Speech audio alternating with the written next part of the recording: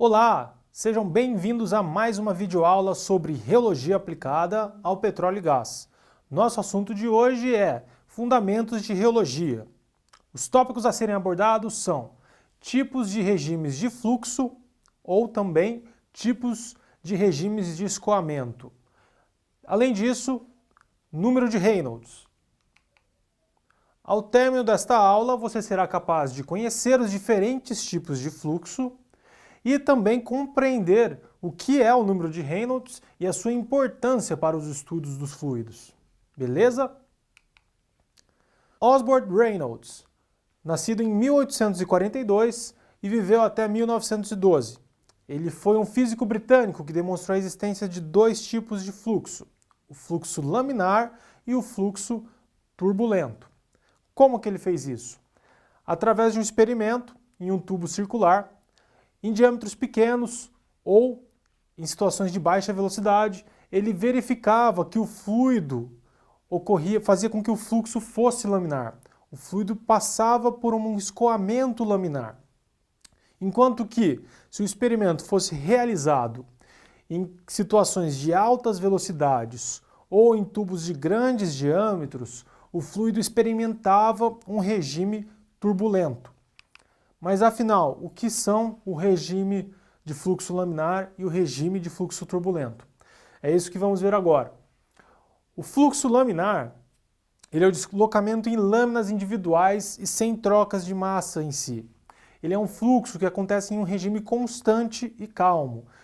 E o deslocamento dessa massa de fluido acontece em linhas correntes, paralelas à direção do deslocamento e não ocorre mistura, como vocês veem aí na figura. Enquanto que o fluxo turbulento tem um comportamento completamente contrário.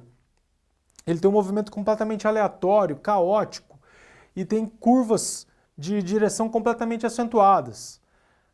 Então os turbilhões causam misturas entre as camadas, ok? E a velocidade de um ponto oscila em torno de um valor médio. Então a gente não tem uma única velocidade em todo o corpo do fluido. Isso pode variar. E esse é o cenário que a gente tem, um cenário caótico. Bom, dito isso, agora vamos entender o que é o número de Reynolds. O número de Reynolds é uma relação adimensional que define o regime de fluxo. Essa relação é dada pela seguinte equação. O número de Reynolds, que é o NR, é igual a massa específica vezes a dimensão do canal de escoamento vezes a velocidade média do fluxo. Tudo isso dividido pela viscosidade dinâmica.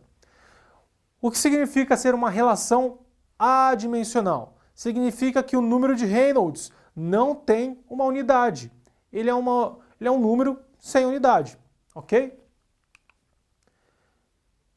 Então, vamos entender como é feita essa classificação dos diferentes regimes de fluido de acordo com o número de Reynolds.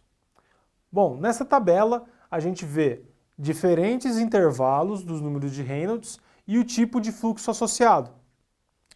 Os fluxos que têm o número de Reynolds menores do que 100 apresentam um tipo de fluxo tampão, que é um tipo particular de fluxo, que ele acontece antes mesmo do fluxo laminar. Quando o número de Reynolds está entre 100 e 2100, nós temos um fluxo laminar. E quando nós estamos entre 2100 e 3000, estamos aí num intervalo de transição entre o fluxo laminar e entre o fluxo turbulento. Valores acima de 3000 e normalmente vão a 8.000, mas em situações experimentais podem ultrapassar esse valor, são os fluxos turbulentos. Dessa tabela, o que é muito importante você recordar? São os intervalos do tipo de fluxo laminar, que varia de 100 a 2100, e os intervalos do fluxo turbulento, que varia de 3.000 a 8.000, ok? Trago aqui para vocês uma referência bibliográfica muito interessante, que é o livro do José Machado, Reologia e Escoamento de Fluidos, com ênfase na indústria de petróleo.